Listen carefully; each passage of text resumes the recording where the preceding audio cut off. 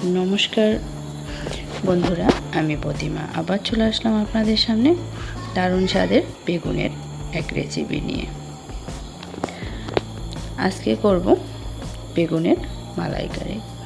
তাই বেগুনগুলোকে প্রথমে ধুয়ে ছাপা করে নিচ্ছি। বেগুনগুলো দেখুন এভাবে পরিষ্কার করে নিয়ে দু টুকরো করে কেটে নিচ্ছি। আর বড় সাইজের বেগুন থাকলে এটাকে 4 টুকরা করে কেটে নিতে হবে। দেখুন বেগুনগুলো এইভাবে কেটে ধুয়ে ছাপা করে নিচ্ছি। আর সকল বন্ধুদেরকে অনুরোধ জানাচ্ছি ভিডিওটা স্কিপ না করে পুরোটা দেখার জন্য। হাতের কাছে 3টে বেগুন ছিল, বেগুন দিয়ে তৈরি করলাম দারুণ স্বাদের রেসিপি। অবশ্যই একবার ট্রাই করুন, আশা করছি ভালো লাগবে সকল বন্ধুদেরই। বেগুনের মধ্যে দিয়ে দিলাম লবণ হলুদ দিয়ে বেগুনটাকে ভালোভাবে মেখে নিতে হবে। দেখুন প্রত্যেকটা বেগুন আমি এভাবে মেখে নিচ্ছি।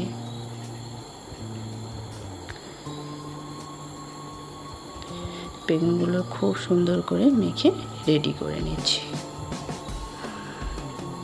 আজকে যারা আমার ভিডিও নতুন দেখছেন, নতুন বন্ধুদেরকে বলছি ভিডিও দেখে ভালো লাগলে অবশ্যই লাইক কমেন্ট শেয়ার করার সাথে চ্যানেলটাও সাবস্ক্রাইব করে নেবেন। এদিকে একটা মিক্সিং জার নিয়ে নিলাম। জারের মধ্যে দিয়ে দিলাম 2 চা চামচ সাদা সর্ষে, 2 চা চামচ সাদা তিল,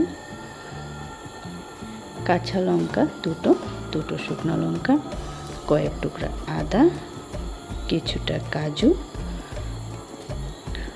একটা টমেটো কেটে নিয়েছি সেটাকে দিয়ে দিলাম। একটু জল দিয়ে একটা স্মুথ পেস্ট তৈরি করে নেব।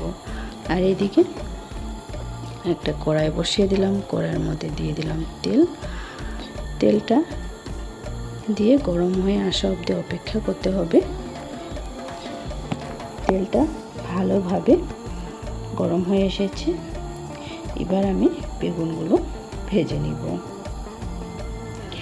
নিরামিষ দিনে এরকম একটা রান্না থাকলে খেতে কিন্তু দারুণ লাগে। দেখুন বেগুনটা দিয়ে উল্টে পাল্টে ভালোভাবে ভেজে নিব।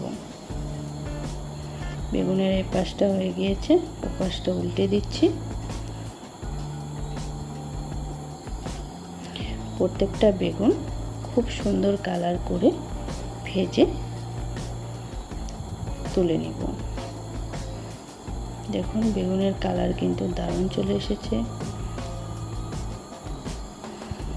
প্রত্যেকটা বেগুন খুব সুন্দর করে ভেজে নিতে হবে।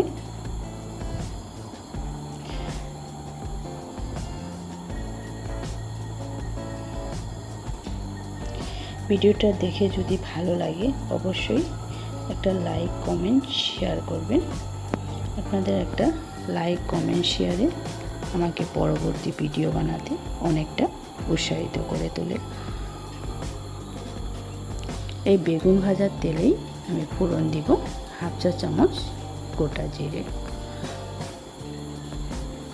এর মধ্যে দিয়ে দিলাম 1 চুটকি হিং। এবার যে মশলাটা মিক্সিং জারে রেডি করে রেখেছিলাম সেটা অ্যাড করে দিলাম। এবার মিক্সিং জারটা ধুয়ে একটু জলও অ্যাড করে দিব।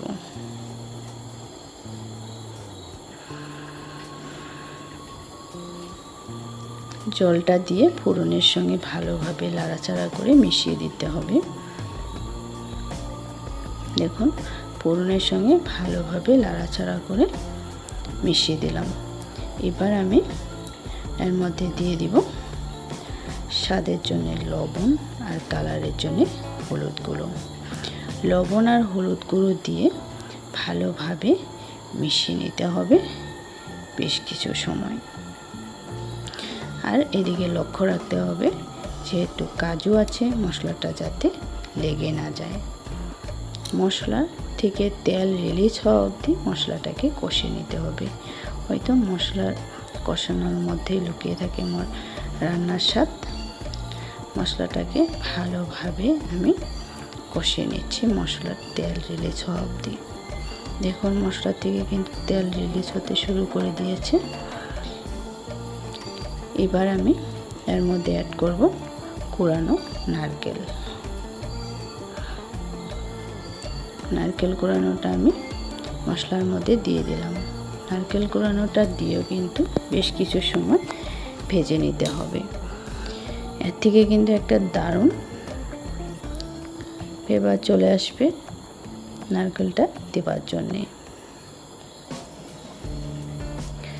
নারকেলটা দিয়ে বেশ কিছু সময় আমি নাড়াচাড়া করে ভেজে নেব। দেখুন নারকেলটা দিয়ে ভেজে নিলাম। এবার আমি দিয়ে দিব পরিমাণ বুঝে জল।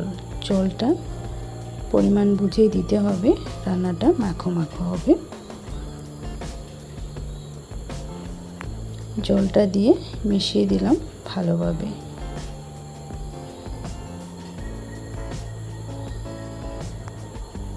ভালোভাবে মিশিয়ে দিয়ে ঝোলটাকে বেশ কিছু সময় ফুটিয়ে নিতে হবে।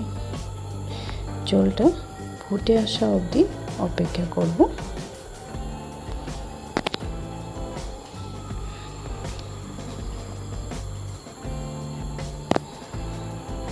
দেখুন ঝোলটা কিন্তু ভালোভাবে ফুটে এসেছে। এবার আমি ভেজে রাখা বেগুনগুলো অ্যাড করে দিব ঝোলের মধ্যে। এক এক করে প্রত্যেকটা বেগুন আমি ঝোলের মধ্যে অ্যাড করে দিচ্ছি। বেগুনটা যেহেতু আগে থেকে ভেজে নিয়েছি, রান্নাটা করতে বেশি সময় লাগে না।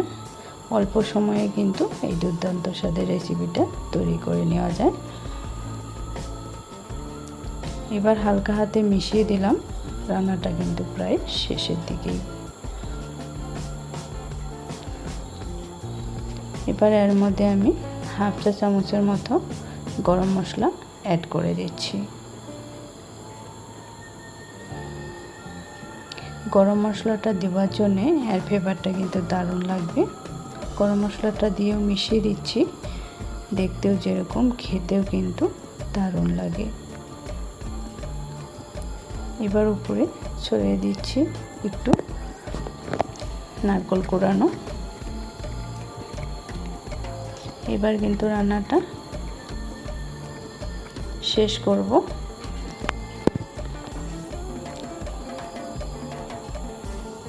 এতটা সময় ধরে আমার সঙ্গে থাকার জন্যে সকল বন্ধুদেরকে অনেক অনেক ভালোবাসা ও ধন্যবাদ জানাই। আজকের ভিডিও আমি এখানেই শেষ করছি। আবার দেখা হবে পরবর্তী অন্য কোনো ভিডিওর সঙ্গে।